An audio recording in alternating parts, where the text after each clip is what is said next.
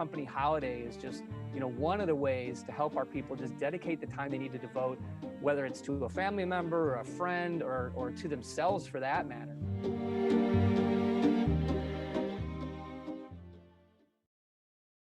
Good afternoon. Welcome to Washington Post Live. I'm David Ignatius, a columnist for the Post. This afternoon on our series, The Path Forward, we're going to be talking with DJ Paoni, who's the president of SAP North America, a leading software company, which has just announced that on April 27, it is going to be holding an employee mental health day for all of its employees. We're going to talk about that decision and about the larger issues that have been raised during the pandemic for management, concern about employee mental health with DJ. DJ, welcome to Washington Post Live. Good to have you. Hey, thanks, David. Appreciate being here today. So let's begin with the poll that you commissioned before announcing Mental Health Day. You got together with the Associated Press and a polling firm and surveyed employees at companies across the country. Tell us what you found in that poll and how it led you to think that employee mental health was a key issue. Sure, David.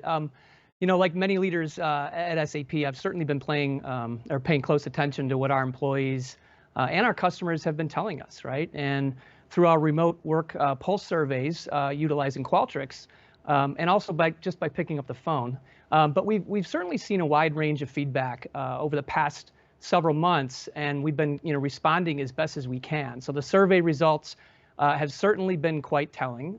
We learned that a third of our employees have stress levels that are higher than their satisfaction levels, right? And 61% said that they're working slightly above to well above capacity. And so we've seen a slight decrease in how employees report the amount of stress that they're experiencing and how difficult it really is to maintain a healthy balance between, their work lives and their personal lives. Those things seem to be pretty blurred these days. And I think what we're seeing is not unique. You mentioned the Associated Press poll that we did last October that showed, Americans in general echoed the same sentiment. And so clearly people need a break, and that's what we're looking to give them. One of the things I found fascinating in the AP poll, which goes back some months, but I'll bet these results would be similar, is that more women than men reported stress as a result of the pandemic. More Blacks and Hispanics than whites said that the pandemic was a major source of stress. 7 in 10 of the respondents said they were having trouble juggling their commitments at work and at home. Does that square with what you're learning from talking to your employees and customers? Yeah, certainly. We've learned a lot talking to our employees and our customers. And as you pointed out, many of our employees are parents. We all know that parenting is tough enough. And many of our employees, turn to tutors overnight. I don't know about you, but I haven't touched a calculus in 20 years. And so, we've heard that people are, trying to do their jobs while sitting on the edge of their beds, which is now their home offices with, 3 and 4 kids homeschooling 10 feet from you. And so we certainly listened and we learned that people needed a better work from home environment, right? And so companies like SAP, we put that into action and we organized a safe way for people to come into the office, get their equipment, make it a little bit easier to work from home. And I'd also say from listening to our employees that, while video technologies and conferencing technologies have become so easy to use, it's been, absolutely part of our life. There's a level of burnout that's sitting in front of a camera all day. And so what's great about it is people, they want to get out, right? They want to see their customers. They want to see their colleagues, and they want to do that when it's safe. But in the meantime, a lot of employees just want that sense of community back. And so that's, what we're providing at SAP. My team is doing everything from organizing virtual Peloton rides to do baby showers and birthday celebrations, to just try to keep that sense of community, before we're able to kind of get back to what would be considered the new normal.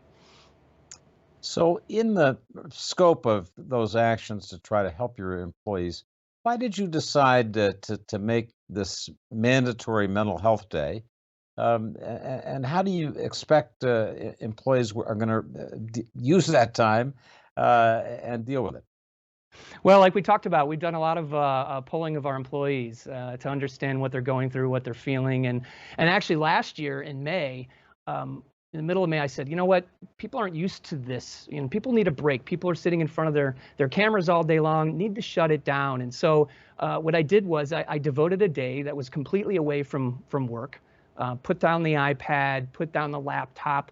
I encourage managers, please do not send emails and do not send texts to your teams. And I did the same because, you know, people would think that if I sent them something on that day that they would need to respond. And so I said, okay, the only exception is, you know, if a customer needs something or, you know, an employee reaches out for help. And so it was a pretty amazing day.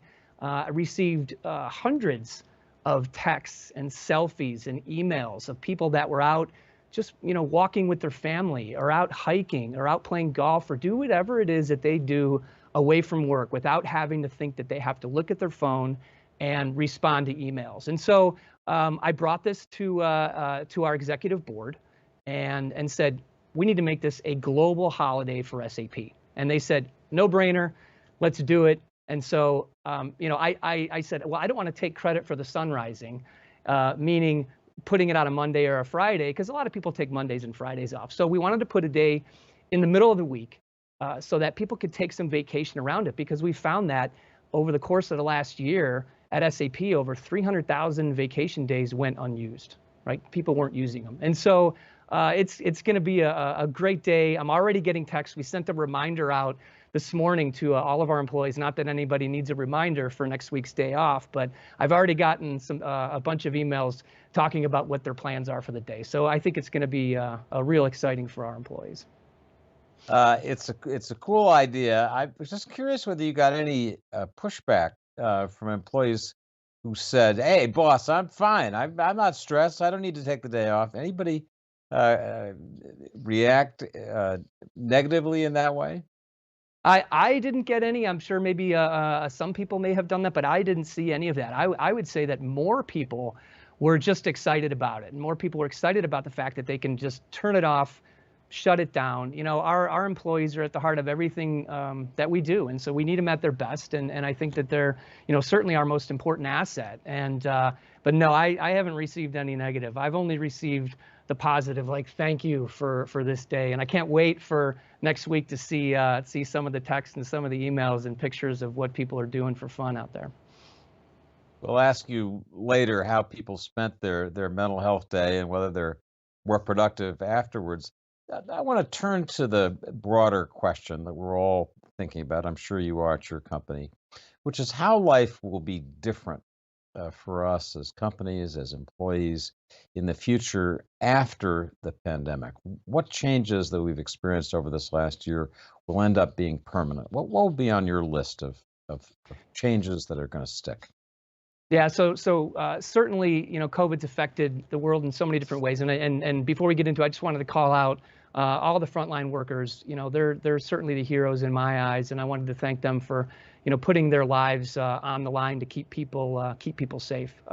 But you know, as a business leader, I've certainly come to call COVID as the great accelerator.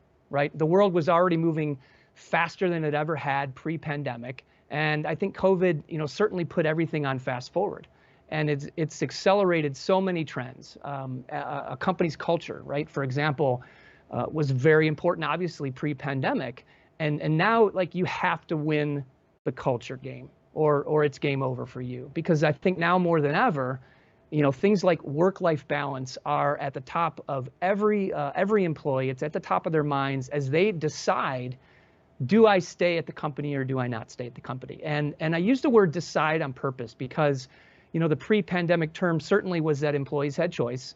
But again, like, that's accelerated. Employees have more choice than they ever have been. And we certainly have learned over the past years that employees are not pinned to a single location anymore, right? People can switch jobs without leaving their homes. And so I think we all know people that we've talked to that haven't even met their boss yet.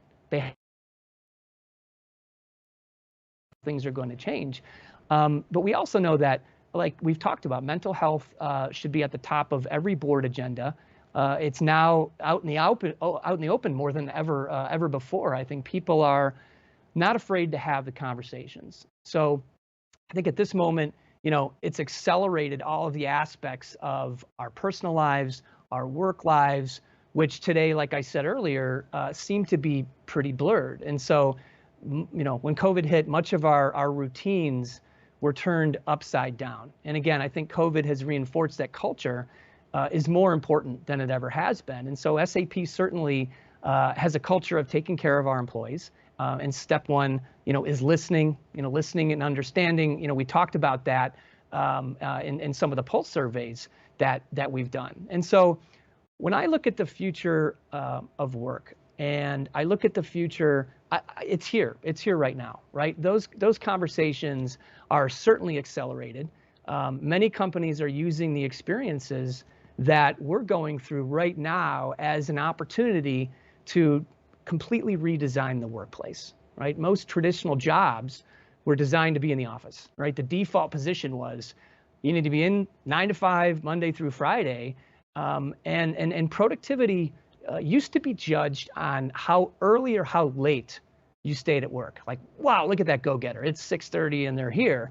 And I know people that have worked for companies that at 5 o'clock, it's people's heads bob above the cubes and they see who's here just to make sure that they're the last ones here. And I think, now more than ever, the decisions that companies are making around recruiting and around retaining talent can make or break an organization. And so I think there's just many implications of embracing, a hybrid work model, like recruiting, like people's home office situation. I'm very fortunate that I have a home office and I have decent internet and compensation and leadership style. So I think that, we're going to see the future of work probably differ by industry. But I think what people want now more than ever is the flexibility and the transparency, right? It's the overall experience. I think people will still want that in-person experience, but not every day. And so companies, in the future and even today, right? Like I said, today it is here, need to offer that flexibility and foster the culture where people won't be biased because they're not in the office, right? And I think that that's going to require greater transparency around what expectations are, clear goals, regular check-ins. I think the default position for companies is going to be that flexibility, not, hey, you need to be in the office. So certainly the hybrid model is here. Now, if I relate that to SAP, if you were to come to me back in February 2020 and said, all right, DJ, let's grab your leaders together and let's make a decision tonight that we're going to go like completely overnight remote. I would have said, okay, that's going to be interesting, but it happened, and it happened for most organizations, and for companies like SAP, the wheels didn't come off, right? The good news is SAP was already benefiting from having a flexible work environment in place. So I think we've been pioneers of flexible work, both in terms of the location that you work out of and the hours that you work. And we've had programs in place for several years to cater to the employees.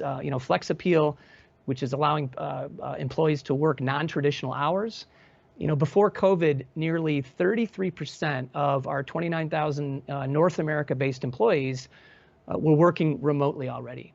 And we talked a little bit about the surveys, and in some of the recent surveys, 80% responded and said they wouldn't go back to the office until they're vaccinated. And 7% said they didn't want to return to the office ever.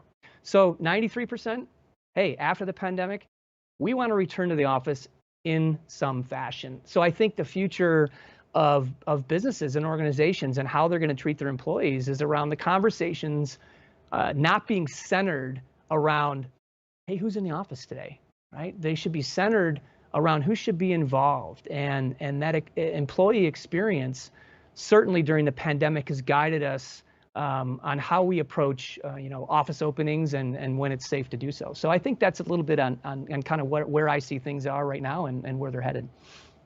So DJ, let me ask you a slightly contrarian question. Is it possible that a company, even your company, could be too accommodating to employees? You talked about the importance of maintaining corporate culture, the trust that employees have. I know that in many workplaces, that trust was built up through, years often of face-to-face contact. New employees don't have that opportunity. And I'm just Mhm. wondering in a hybrid workplace or a work at home if you want workplace, we may lose some of that cultural bonding. Do you worry about that? Oh, sure. Absolutely, I worry about that. And we know that, from listening to our employees, like I said, culture is what keeps people here. And video conferencing technology is certainly our convenient way to stay connected, but it's not going to replace that in-person connection. Certainly not. In our business, it's critical to build those relationships and build those relationships over time. And when you do that, that builds trust. And I think sometimes it's as simple as that hallway conversation, right? How are your children doing? How's your family? What are you watching? What are you streaming these days? What are the shows you're binging? I think it's that level of informality that certainly can build up relationships, and I know that can be missed. And certainly as it relates to our customers, the very first few kind of interactions, and that goes for our employees as well, can be critical to that relationship building. But once the relationship is established, we're not going to be jumping on airplanes to go for a 1 hour meeting and a 2 hour flight and then get back on the airplane and come back once that relationship is established. And so I know, I've certainly seen that some companies, have put mandates that 3 days, 4 days, 2 days in the office upcoming. And like I said, we envision a hybrid environment, one that's flexible and one that's conducive to that work-life balance. But I certainly am cognizant to some people that really want to get out of the house and they want to be in the office. And we're going to provide that level of flexibility to them without mandating that everybody be in the office 5 days a week. And DJ, for the people who are coming back into the office, what do you think about asking or even requiring that they be vaccinated? I'm sure you've given that some thought. What's your initial feeling?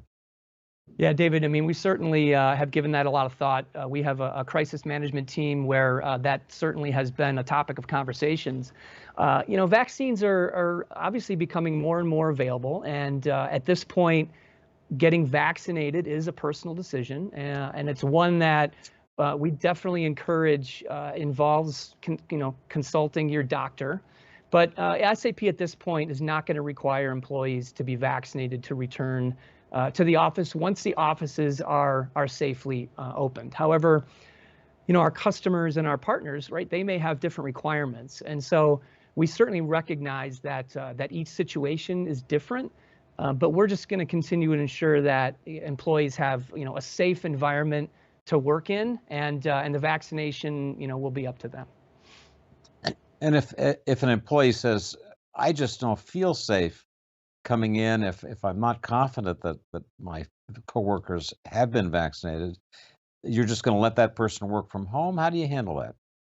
Yeah, I mean, we'll certainly let that person work from home, but I think part of this is, like we talked about, is transparency, right? Transparency around how are we going to make the offices safe? How are we going to ensure that there is social distancing? How are we going to ensure that there's not too many people in the office that day? So we're certainly going to put those aspects into the equation, and let that person work from home, but really communicate that the office, once it's open, is going to be a safe environment for people to come into. Let me ask about another aspect of the pandemic's effect on our economy, something that SAP, because of its business, knows a lot about, and that's supply chain management. What are you seeing as you look at how supply chains have adjusted, or in some cases not adjusted well, to the stress and changes brought about by this global pandemic and slowdown? Yeah, certainly. Every customer in every industry has definitely acknowledged that COVID's put the maturing of the global economy on fast forward, and it's put a tremendous amount of pressure on supply chains, as you had mentioned. And I think those companies who have had more sophisticated digital supply chains in place already were able to pivot faster. We're able to connect with customers a little bit better. I think of customers of SAP like Moderna, where the stakes are high, and they certainly turned to SAP to give them end-to-end visibility as they manufacture and distribute the vaccine. But we certainly learned that your supply chain is only as good as the weakest link, right? If one component is broken, the system breaks down. And so I think companies now more than ever need to ensure that their suppliers are digital, that they don't rely on spreadsheets. And also, I think it showed us a sense of urgency to make U.S. manufacturing more competitive, right? Less reliance on supplies from overseas to provide safe and secure products to consumers. But supply chain is certainly top of mind, and I think table stakes going forward that you digitize that end to end. So we talked earlier about the way in which the pandemic has required companies to accelerate their changes, their adaptability. I want to ask you about one concern that I've had as we've done this series of programs on the path forward, and that is that we may see the gap between the leaders in industries and the laggards, to use consulting terminology, widen. That the winner-take-all aspect of our economy, the great rewards to being super smart, super nimble, are going to increase, and that in that way we'll end up with maybe a more unequal, unbalanced country even than before.